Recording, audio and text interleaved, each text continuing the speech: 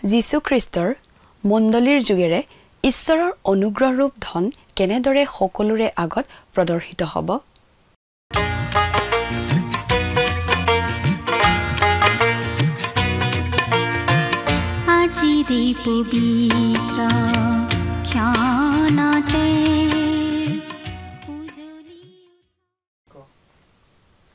নমস্কাৰ, ভক্তিবচন অনুষ্ঠানলৈ আপোনাক আদৰণি জনাইছোঁ। বাইবেল অধ্যয়নৰ এই ধাৰাবাহিক অসমীয়া অনুষ্ঠানটি খ্ৰীষ্টীয় বিশ্বাসী লোকসকলৰ বাবে বিশেষভাৱে প্ৰস্তুত কৰা হৈছে। বাইবেলৰ গোটেই ৬৬খন পুস্তকৰে আমি ইয়াত অধ্যয়ন কৰিম। বাইবেলৰ প্ৰতিখন পুস্তকৰ প্ৰতিটো পদ পঢ়ি তাৰ ওপৰত সহজ সৰলভাৱে ব্যাখ্যা আগবঢ়াবলৈ চেষ্টা কৰা হ'ব। অনুষ্ঠানটো নিয়মিতভাৱে চাই থাকিলে দৰ্শকসকলে গোটেইখন বাইবেল চোৱাৰ আৰু বুজি পোৱাৰ এটা সুযোগ পাব। খ্ৰীষ্টীয় বিশ্বাসীসকলৰ বাবে এইটো এটা অতি উপযোগী অনুষ্ঠান হ'ব বুলি আৰু প্ৰত্যেকেই আত্মিকভাৱে লাভৱান হ'ব বুলি আমি আশা ৰাখিছোঁ।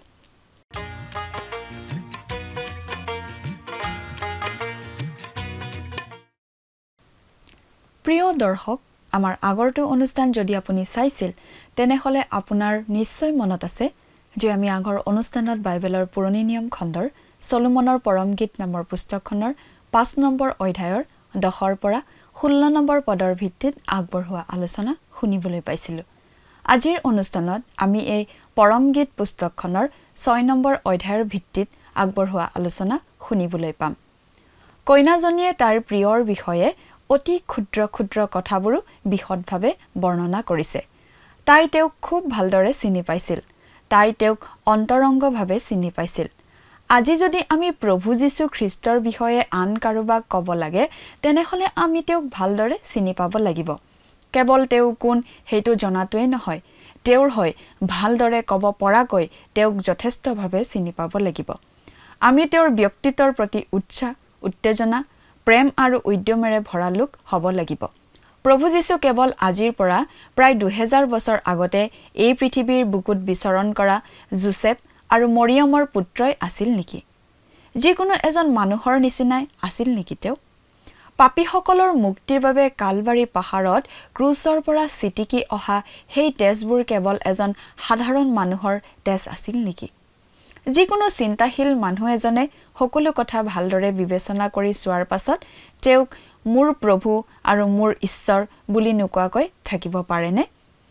কইনাজনীয়ে দৰাক ভালদৰে চিনি পাইছিল। তাই তেওঁক ভাল পাইছিল। তাই তেওঁৰ বিষয়ে আনক জনাইছিল। ৬ নম্বৰ অধ্যায়ত আমি দেখিবলৈ পাওঁ যে জেৰুচালেমৰ কইনাসকল এতিয়া আৰু সন্দেহবাদী হৈ থকা নাই।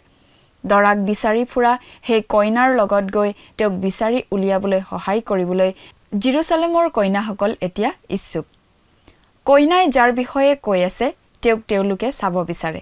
তেওঁলোকে এই সিদ্ধান্তত উপনীত হৈছে যে তেওঁ নিশ্চয় অতি অপূৰ্ব আৰু তেওঁলোকে তেওঁক নিজেই চাব বিচাৰে। বাইবেলে আমাক কৈছে যে যিয়ে বিচাৰিব তেওঁৱে প্ৰভু যীশুক পাব। প্ৰভু যীশুৱে কৈছে যে যদি কোনোবা তেওঁৰ ওচৰলৈ আহে তেওঁক তেওঁ কোনো কাৰণতে বিমুখ নকৰিব। কথাবোৰ অধিক বহলাই জানিবৰ বাবে আহকচোন এতিয়া আমি মূল আলোচনাটোৰ মাজলৈ আগবাঢ়ি যাওঁ। আমাৰ পৰম পবিত্ৰ প্ৰভু যীশুখ্ৰীষ্টৰ নামত নমস্কাৰ। প্ৰিয় শ্ৰোতা, আশা কৰোঁ মহান পিতা পৰমেশ্বৰৰ মহান অনুগ্ৰহত আপুনি ভালে কুশলে আছে। প্ৰিয় শ্ৰোতা, আপুনি যদি আমাৰ এই ভক্তিবচন অনুষ্ঠানটো নিয়মিতভাৱে শুনি আছে তেনেহ'লে আপুনি নিশ্চয় জানে যে আমি আজি কিছুদিনৰ পৰা বাইবেলৰ পুৰণি নিয়ম খণ্ডৰ চলোমনৰ পৰম গীত নামৰ পুস্তকখন অধ্যয়ন কৰি আছোঁ, নহয়নে বাৰু? যোৱা অনুষ্ঠানত আমি এই পৰম গীত পুস্তকখনৰ ৫ নম্বৰ অধ্যায়ৰ শেষৰটো পদলৈকে পঢ়ি আমাৰ আলোচনা আগবঢ়ালোঁ। গতিকে আজিৰ অনুষ্ঠানত আমি এই পৰম গীত পুস্তকখনৰ ৬ নম্বৰ অধ্যায়ৰ ১ নম্বৰ পদৰ পৰাই আলোচনা আৰম্ভ কৰিব খুজিছোঁ। আমাৰ এই অনুষ্ঠানটো বাইবেল অধ্যয়নৰ অনুষ্ঠান। গতিকে এই অনুষ্ঠান শুনিবৰ সময়ত লগত বাইবেল এখন লৈ ল'বলৈ আমি শ্ৰোতাসকলক সদায় অনুৰোধ জনাওঁ। আপুনি বাৰু বাইবেল এখন মেলি লৈছেনে? এই চলোমনৰ পৰম গীত ৰজা চলোমন আৰু এগৰাকী সাধাৰণ ছোৱালীৰ মাজৰ প্ৰেমৰ গীত। ৰজা চলোমনে এজন ভেড়াৰখীয়া হিচাপে সেই ছোৱালীজনীৰ প্ৰতি প্ৰেম নিবেদন কৰিছিল আৰু অৱশেষত এদিন তাইক ৰাজপ্ৰাসাদলৈ লৈ আহিছিল।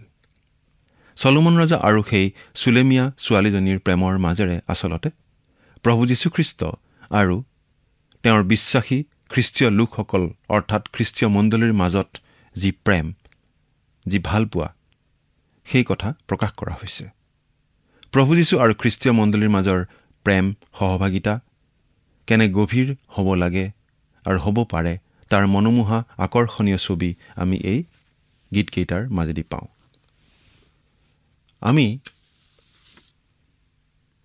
আগতেও আৰম্ভণিৰ পৰা কৈ আহিছোঁ যে পৰম গীতৰ চলোমন আমাৰ পৰিত্ৰাতা প্ৰভু যীশুৰ ছবি, আৰু সেই চুলেমীয়া ছোৱালীজনী বা চুলেমাইট তেওঁৰ পবিত্ৰ মণ্ডলীৰ ছবি, আৰু তেওঁলোকৰ মাজৰ যি গভীৰ ভালপোৱাৰ সম্বন্ধ, সেয়া প্ৰভু যীশু আৰু মণ্ডলীৰ মাজৰ স্বৰ্গীয় আৰু অতি মধুৰ সম্বন্ধ।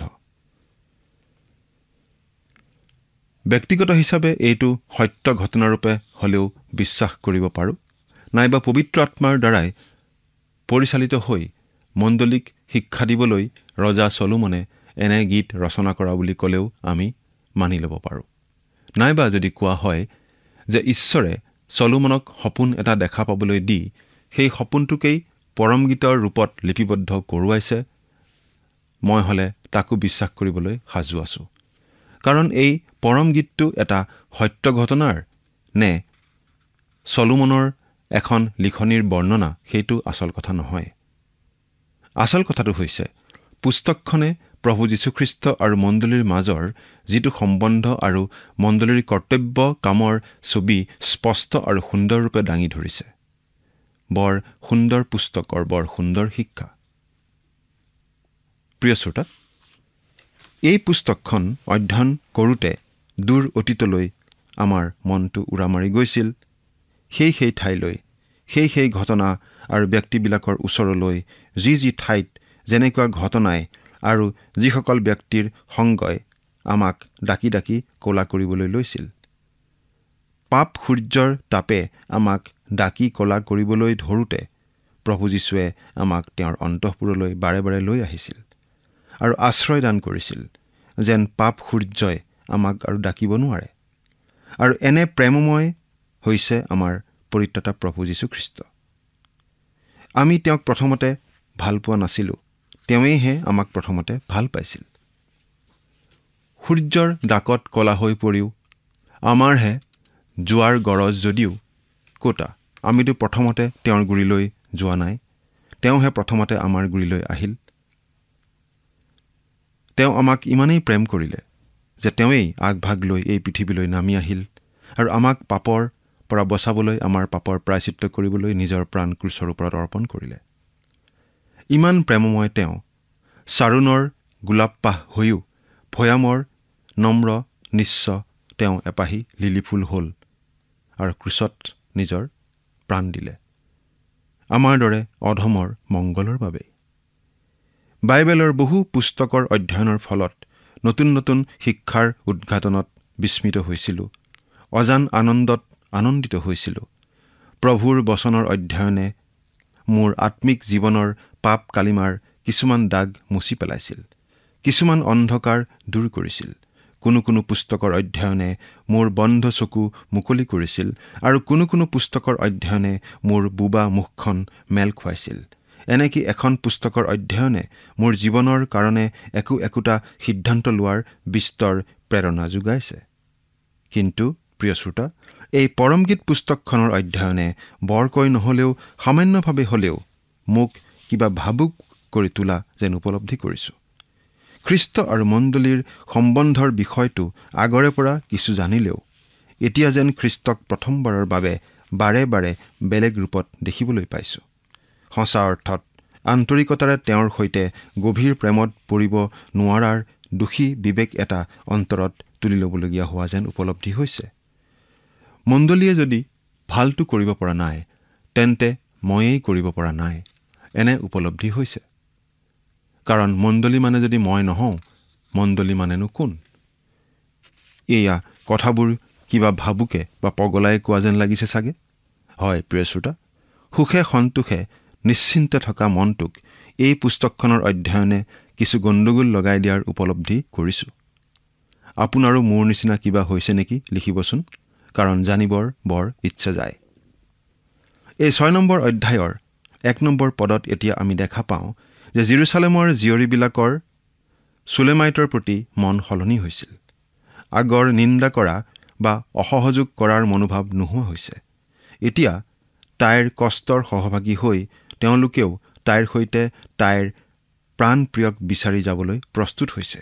কৈছে, আমি তোমাৰ লগত তোমাৰ প্ৰিয়ক বিচাৰিবৰ নিমিত্তে তেওঁ কোনফালে গ'ল তাক কোৱা।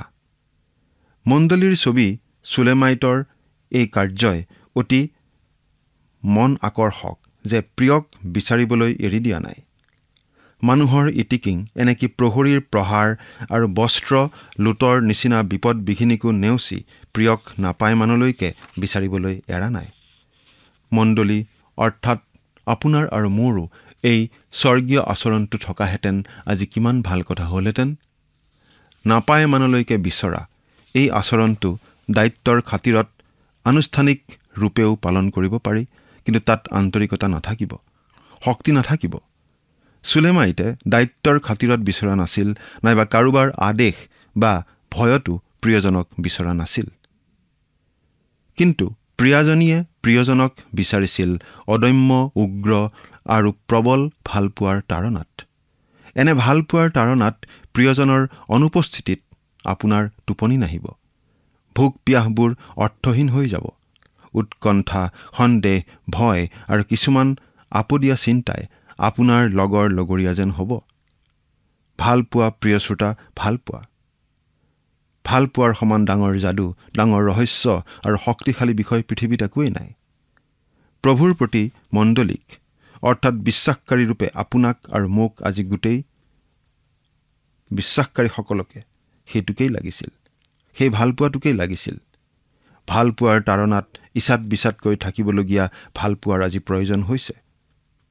এই পৰমগীত পুস্তকখনে তেনেধৰণৰ গভীৰ ভালপোৱাৰ বিষয়েহে শিকাইছে, আনুষ্ঠানিক ভালপোৱাৰ কথা শিকোৱা নাই। কাৰণ সৰ্বজ্ঞানী ঈশ্বৰে জানে যে আনুষ্ঠানিক বা বাণিজ্যিক ভালপোৱাৰ দ্বাৰা কাম নিসিজে। ভাবুকসকলে চলোমন আৰু চুলেমাইটৰ সম্বন্ধত তেওঁলোকক স্বামী আৰু ভাৰ্যাৰূপে দেখা নাপায়। ঈশ্বৰে নিজে পাদুৰী চাহাব হৈ আদম আৰু ইভক দাম্পত্য জীৱনৰ কাৰণে বিয়া পাতি দিয়াৰ নিচিনা কথা পৰমগীতত নাই। ইছাকে ৰেবেকাক ঈশ্বৰৰ ইচ্ছা আৰু ঈশ্বৰৰ বিধি বিধানৰ দৰে পবিত্ৰ বিবাহ পতাৰ নিচিনা ধাৰণাও ইয়াত নাই। ইয়াত খ্ৰীষ্ট আৰু মণ্ডলীৰ গভীৰ ভালপোৱাৰ সম্বন্ধ আৰু ভালপোৱাৰ অদম্য তাৰণাত পীড়িত হৈ মণ্ডলীয়ে প্ৰভুৰ কাৰণে কি কৰিব লাগিব, প্ৰভুৰ সৈতে কেনেকৈ সম্বন্ধ আৰু সহভাগিতা ৰাখিব লাগিব, তাৰেহে শিক্ষা দাঙি ধৰা হৈছে। সেইকাৰণেই ইয়াত প্ৰিয় আৰু প্ৰিয়া শব্দ দুটাকেহে ব্যৱহাৰ কৰা হৈছে। আদৰ্শ দাম্পত্য জীৱনৰ শিক্ষাৰ উদ্দেশ্যেৰে এই পৰম গীত আচলতে ৰচিত হোৱা নাই। খ্ৰীষ্ট আৰু মণ্ডলীৰ স্পষ্ট সম্বন্ধ আৰু প্ৰভুৰ প্ৰতি মণ্ডলীৰ দায়িত্বহে ইয়াত প্ৰকাশ কৰা হৈছে। 6 নম্বৰ অধ্যায়ৰ 2 আৰু 3 নম্বৰ পদত আমি পাওঁ যে প্ৰিয়াজনীয়ে প্ৰিয়জনক বিচাৰি পায়। বিচাৰি পোৱাৰ কি উপশম, কি উৎকণ্ঠামুক্ত জীৱন, দুগৰাহ বেছিকৈ খাব পৰা কি সুস্থ মানসিক পৰিৱেশ। স্বয়ং পিতা ঈশ্বৰেই কৈছে, এওঁ মোৰ প্ৰিয় পুত্ৰ, এওঁত মই পৰম সন্তুষ্ট। লুক 9 অধ্যায় 35 পদ। তেনেস্থলত তেওঁক বিচাৰি পালে মণ্ডলী সন্তুষ্ট হ'ব নোৱাৰিবনে? প্ৰিয়াই প্ৰিয়ক বিচাৰি পোৱাৰ আৰু এটা কাৰণ হৈছে এইটোৱেই যে প্ৰিয়াই সঠিককৈ জানিছিল তাইৰ প্ৰিয়জন কলৈ গৈছিল। খ্ৰীষ্টৰ সৈতে মণ্ডলীৰ সহভাগিতা বিচ্ছেদ হোৱাৰ সঠিক কাৰণটো মণ্ডলীয়েও জনা উচিত, যাতে ছিগি যোৱা বিনাৰ তাঁৰ সোনকালেই জোৰা লগাব পৰা যায়। এতিয়া আমি 4 নম্বৰ পদৰ পৰা 9 নম্বৰ পদলৈকে পাঠ কৰি দিম। হে মোৰ প্ৰিয়া, তুমি তিৰ্চাৰ নিচিনা সুন্দৰী, জেৰুজালেমৰ সদৃশ ৰূপৱতী, ধ্বজা থকা সৈন্য সামন্তৰ নিচিনা ভয়ংকৰী। তুমি মোৰ পৰা তোমাৰ চকু দুটি আঁতৰ কৰা, কিয়নো সেয়ে মোক পৰাজয় কৰিলে। তোমাৰ কেশ গিলিয়ত পৰ্বতৰ ছালত শুই থকা চাগ এজাকৰ নিচিনা। তোমাৰ দাঁতবোৰ দুটি দুটি পোৱালি থকা আৰু কোনেও পোৱালিৰ পৰা বঞ্চিত নোহোৱা গা ধুৱাই অনা ভেড়া এজাকৰ নিচিনা। উৰণিৰ ভিতৰত থকা তোমাৰ কোম দুটি ডালিম এডোখৰীৰ নিচিনা। 60জনী ৰাণী আৰু 80জনী উপপত্নী আৰু অসংখ্য যুৱতী আছে। মোৰ কপুতি, মোৰ শুদ্ধমতী একমাত্ৰ তেওঁৰ মাতৃৰ তেওঁৱেই অকল এজনী। তেওঁ নিজ জননীৰ স্নেহ পাত্ৰী। জীয়াৰীবিলাকে তেওঁক দেখি ধন্য বুলিলে। এনেকি ৰাণীবিলাকে আৰু উপপত্নীবোৰে তেওঁক দেখি তেওঁৰ প্ৰশংসা কৰিলে। ইয়াত প্ৰিয়জনে প্ৰিয়াজনীৰ সৌন্দৰ্য বখানিছে আৰু তাৰ দ্বাৰা এই জাননী দিছে যে প্ৰিয়জনে প্ৰিয়াজনীৰ ভিতৰে বাহিৰে সকলো জানে। মণ্ডলীৰ বিষয়ে প্ৰভু যীশুৱে জানিব নোৱাৰা একো গোপন কথা থাকিব নোৱাৰে। প্ৰিয়জনে প্ৰিয়াক প্ৰাণ ভৰি ভাল পাইছিল আৰু সেই প্ৰেম, সেই ভালপোৱা কমি যোৱা নাছিল। প্ৰভু যীশু কালি, আজি আৰু সদাকাললৈকে একেই আছে। আমাৰ প্ৰতি তেওঁৰ প্ৰেম, ভালপোৱাও কেতিয়াও কমা নাই। এই কথা আমি সকলোৱে মনত ৰখা উচিত। 6 নম্বৰ অধ্যায়ৰ 10 নম্বৰ পদটো এতিয়া পাঠ কৰি দিছোঁ। অৰুণৰ দৰে উদয়কাৰিণী, চন্দ্ৰৰ নিচিনা সুন্দৰী, সূৰ্যৰ দৰে নিৰ্মলী আৰু নিচান থকা সৈন্য সামন্তৰ নিচিনা ভয়ংকৰী সৌজনী স্ত্ৰী কোন? কি সাক্ষ্য প্ৰকাশ কৰা হৈছে দেখিছেনে প্ৰিয় শ্ৰোতা? খ্ৰীষ্টীয় মণ্ডলীখনক অখ্ৰীষ্টীয় জগতখনে তেনেকুৱা ৰূপতেই দেখা পাব লাগে। খ্ৰীষ্টীয় জীৱনৰ আকাশখনৰ মণ্ডলীখন অৰুণৰ দৰে উদয় হ'ব লাগে। চন্দ্ৰৰ দৰে সুন্দৰী আৰু সূৰ্যৰ দৰে নিৰ্মল হ'ব লাগে। শত্ৰুসকলে নিচান তোলা সৈন্য সামন্তৰ নিচিনা ভয়ংকৰী দেখিব লাগে। প্ৰিয়াজনী যদি ইয়াত মণ্ডলীৰ ছবি নহলহেঁতেন, এজনী সাধাৰণ অবলা নাৰীৰ ক্ষেত্ৰত ইমান গুৰুত্বপূৰ্ণ আৰু গভীৰ কথা কোৱা নগ'লহেঁতেন। জগতৰ দৃষ্টিত যেন মণ্ডলী তেনেকুৱাই হ'ব পাৰে, জগতখনে মণ্ডলীৰ ক্ষেত্ৰত তেনেকুৱা সাক্ষ্য দিব পাৰে, সেইটো ঈশ্বৰে খ্ৰীষ্টীয় মণ্ডলীৰ পৰা বিচাৰে। এনেকুৱা ইমান উচ্চমানৰ মণ্ডলী পৃথিৱীত বৰ্তমানে আছেনে বাৰু? আমি ক'ব নোৱাৰোঁ। 10 নম্বৰ পদত ধৰক, অখ্ৰীষ্টীয় জগতখনে চিনি জানি নাপাই সুধিলে যে অৰুণৰ দৰে উদয় হোৱা, চন্দ্ৰৰ দৰে সুন্দৰী আৰু সূৰ্যৰ দৰে নিৰ্মল আৰু নিচান তুলি লোৱা সৈন্য সামন্তৰ পৰাক্ৰমেৰে অহা ভয়ংকৰী সেইজনী কোন? তাৰ উত্তৰত এতিয়া 11 আৰু 12 নম্বৰ পদত মণ্ডলীক প্ৰতিনিধিত্ব কৰা চুলেমাইতে মণ্ডলীৰ পৰিচয়টো কেনেদৰে দিছে মন কৰকচোন। পাঠ কৰি দিছোঁ 11 আৰু 12 নম্বৰ পদ। মই উপত্যকাত নতুনকৈ গজা পুলিবোৰ চাবলৈ, দ্ৰাক্ষালতাই কলি ধৰিছেনে নাই আৰু ডালিম ফুলিছেনে নাই তাক দেখিবলৈ আক্ৰোতৰ বাৰীলৈ নামি গ'লো। মোৰ মনে অকস্মাতে মোক তুলি মোৰ ৰাজবংশীয় প্ৰজাবিলাকৰ ৰথত থলে। এইটো মন কৰিবলগীয়া কথা যে পৰম গীতত আমি এই তৃতীয়খন বাগিচাৰ কথা পাইছোঁ। প্ৰথম বাগিচাখন আছিল বসন্তকালৰ, ফুলি থকা ফুলেৰে জাতিষ্কাৰ আৰু কুমলীয়া দ্ৰাক্ষাৰসেৰে ভৰা, একো পূৰত হোৱা নাই। দ্বিতীয়খন বাগিচা শৰৎকালৰ বাগিচা, নানা ধৰণৰ মছলা আৰু পকা ফলৰ দ্বাৰা ভৰি আছে আৰু বেয়া তাত একোৱেই নাই। আৰু এতিয়া এই তৃতীয়খন বাগিচা হৈছে শীতকালৰ শেষৰ সময়ৰ বাগিচা। কিন্তু বসন্তকাল আহিবৰ উপক্ৰম হোৱা অৱস্থা। শীতকাল চলি আছে, কিন্তু সেই শীতকাল যাওঁ যাওঁ, সেই শীতকাল শেষ হওঁ হওঁ, নতুন বসন্তকাল এটা আহোঁ আহোঁ, নতুন বসন্তকাল আহিবলৈ আৰু বেছিদিন নাই। ঠিক এনেকুৱা এটা অৱস্থা আমি দেখিবলৈ পাইছোঁ। আৰু সেই কইনাগৰাকীয়ে, সেই চুলেমীয়া ছোৱালীজনীয়ে সেই বাগিচাখনত সোমাই উপত্যকাৰ প্ৰথম ফল, দ্ৰাক্ষালতাৰ প্ৰথম গজালি আৰু ফুল আৰু ডালিমৰ গুটি লগা চাবলৈ আহিছে। প্ৰভু যীশুখ্ৰীষ্টৰ স্বৰ্গাৰোহণৰ পাছত শিষ্যসকলে জেৰুচালেমতেই বাট চাই আছিল পিতৃ ঈশ্বৰৰ প্ৰতিজ্ঞাৰ বাবে। অৰ্থাৎ আন ধৰণে এই বুলিও ক'ব পাৰি যে শীতকালৰ অন্তত তেওঁলোকে বসন্তকালৰ আগমনৰ কাৰণে অপেক্ষা কৰি আছিল। গোটেই পুৰণি নিয়মৰ কথাবোৰ তেওঁলোকৰ বাবে এতিয়া অমূল্য ৰত্নৰ ভঁৰালৰ নিচিনা হৈছিল, কাৰণ প্ৰভু যীশুৱে ইতিমধ্যেই তেওঁলোকক শাস্ত্ৰৰ কথাবোৰ বুজাই দিছিল। পাছে তেওঁ মুচিৰে পৰা আৰু সকলো ভাৱবাদীৰে পৰা আৰম্ভ কৰি গোটেই শাস্ত্ৰত নিজৰ বিষয়ে লিখা কথা তেওঁলোকক বুজাই দিলে। লোকে লিখা শুভবাৰ্তা 24 নম্বৰ অধ্যায়ৰ 27 নম্বৰ পদ। অতীতৰ সেই মূল্যৱান সম্পদবোৰ গোটাই থাকোঁতে আৰু সেইবোৰৰ সোৱাদ গ্ৰহণ কৰি থাকোঁতেই পবিত্ৰ আত্মা নামি আহিছিল ভাবিব নোৱাৰা ধৰণে, কল্পনা কৰিব নোৱাৰা শক্তিৰে, আৰু গোটেইখন সলনি হৈ গৈছিল।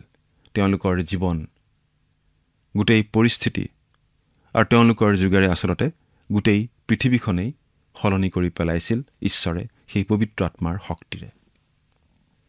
প্ৰিয় শ্ৰোতা, ঈশ্বৰৰ বাক্য এখন বাগিচাৰ নিচিনা, বাকলি নুগুচোৱা বাদামৰ বাগিচাৰ নিচিনা। ঈশ্বৰৰ বাক্যৰ সেই বাদামবোৰ বাকলি গুচাই গুচাই খাই উপভোগ কৰিব লাগে খ্ৰীষ্টীয় মণ্ডলীয়ে।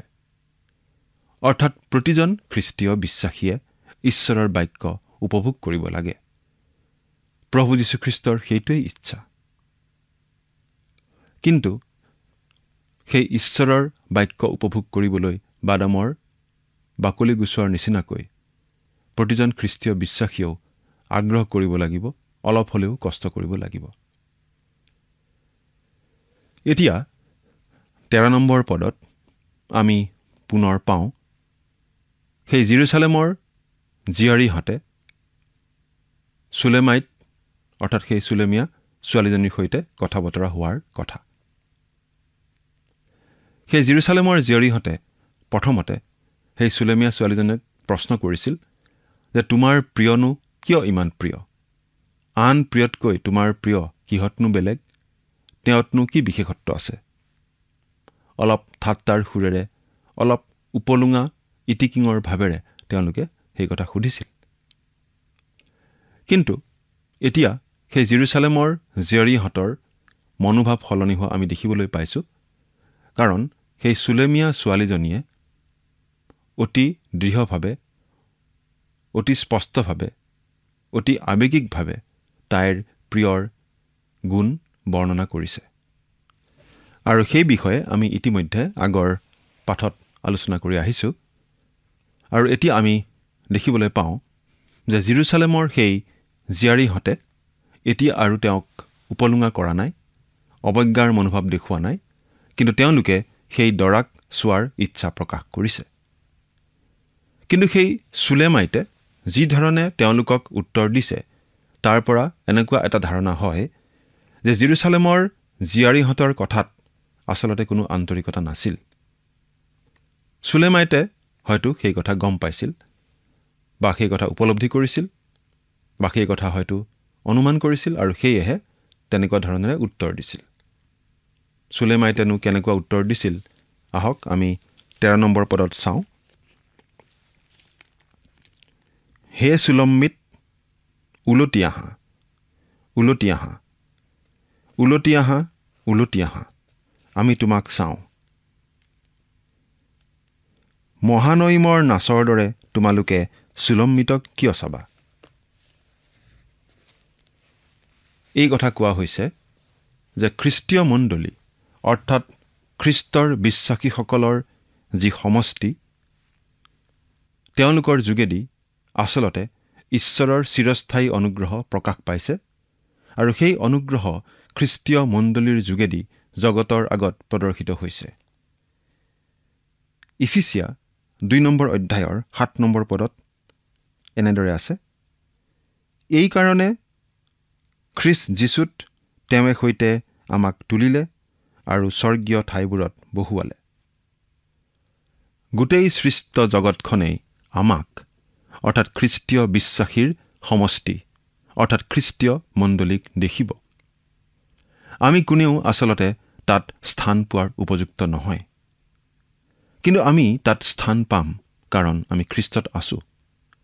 তেওঁৱেই আমাক প্ৰেম কৰিলে আৰু আমাক পাবলৈ নিজৰ জীৱন দিলে। সেইবাবেই আমি তাত স্থান পাম। আমি তাত স্থান পাম তেওঁৰ গৌৰৱৰ কাৰণে আৰু আমাৰ মংগলৰ কাৰণে। তাতকৈ উত্তম কথা আমি আৰু কল্পনা কৰিবই নোৱাৰোঁ। ঈশ্বৰে আপোনাক আশীৰ্বাদ কৰক। আমেন।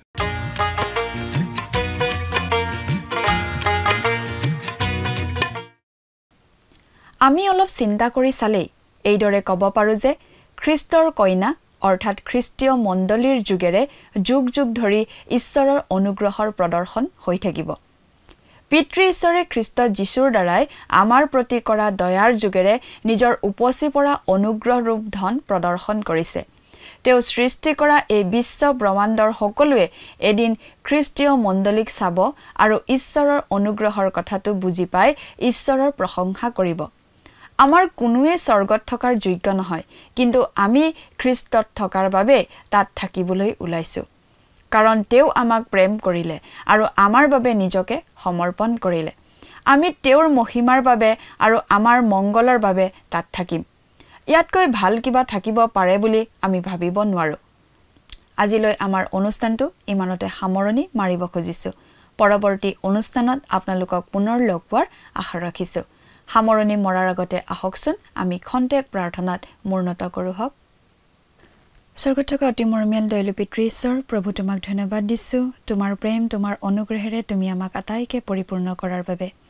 দয়ালু মৰমীয়াল পিতৃ ঈশ্বৰ, তোমাৰ যি পবিত্ৰ বাক্য প্ৰভু আমি অধ্যয়ন কৰিলোঁ আৰু প্ৰতিজন দৰ্শকসকলক প্ৰভু তুমি জ্ঞান আৰু বুদ্ধি প্ৰভু তুমি দান কৰিবা, যাতে প্ৰভু এই বাক্য আমি কেৱল অধ্যয়ন কৰোঁতা মাথোন শুনোতা মাথোন যাতে নহয়, কিন্তু প্ৰভু প্ৰতিজনে যাতে এই বাক্যক নিজৰ জীৱনত লৈ প্ৰভু সেইমতে যাতে তেওঁলোকে নিজৰ জীৱনত ব্যৱহাৰ কৰি চলিবলৈ পাৰিব, তেনে প্ৰভু আশীৰ্বাদ তেওঁলোকৰ জীৱনত প্ৰভু তুমি দান কৰিবা।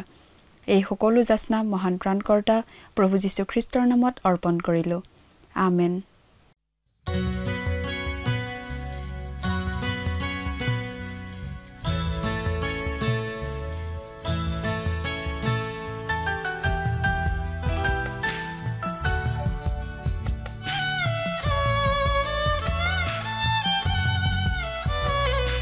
হৃদয় কিয় তুমি ইমান উকৰাটো দিহহাৰা তুমি আজি ৰখিয়ানো হোৱাৰ দৰে এখনতে ভাবি গুণি চোৱা তোমাক ঈশ্বৰে কিমান মৰম কৰে, কিমান মৰম কৰে।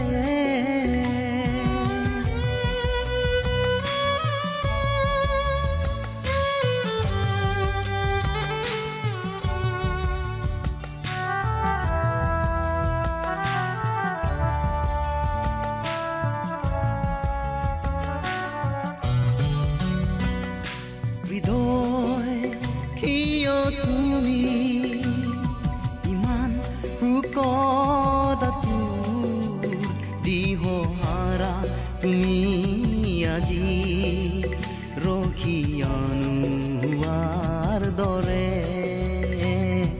এখনতে প্ৰিয় শ্ৰোতা দৰ্শক, আশা কৰোঁ ভক্তিবচন অনুষ্ঠানটি উপভোগ কৰি আপোনাৰ নিশ্চয় ভাল লাগিছে। এই বিষয়ে আপোনাৰ মতামত জানিব পাৰিলে আমি নথৈ আনন্দিত হ'ম। আপোনাৰ যদি আমাৰ এই অনুষ্ঠানটি উপভোগ কৰি ভাল লাগিছে, তেন্তে অনুগ্ৰহ কৰি আমালৈ এটি মিছ কল দিয়কচোন। আপোনাৰ এটা মিছ কল আমাৰ বাবে অতি মূল্যৱান। প্ৰতিটো মিছ কল দিয়া সকলৰ মাজৰ পৰা এজন বিশেষ দৰ্শকক বাছি লৈ সপ্তাহৰ শেষত পুৰস্কৃতও কৰা হ'ব। মিছ কল দিয়া নম্বৰটো হৈছে 04449081 আপোনাৰ যদি কিবা প্ৰাৰ্থনাৰ বিষয় থাকে বা অধিক জানিবলৈ ইচ্ছা কৰে, তেন্তে টেলিফোনৰ মাধ্যমেৰেও আমাক যোগাযোগ কৰিব পাৰে। আমাৰ টেলিফোন নম্বৰটো হৈছে 7429840242। আপুনি আমালৈ ইমেইল অথবা পত্ৰযোগেও যোগাযোগ কৰিব পাৰে। তাৰ বাবে আমাৰ ইমেইল আইডি আৰু পোষ্টেল এড্ৰেছটো টিভি পৰ্দাত চাই লওকচোন। পুনৰ লগ পোৱাৰ আশাৰে আজিলৈ ইমানতে সামৰিছোঁ। ঈশ্বৰে আপোনাক আশীৰ্বাদ কৰক। ধন্যবাদ।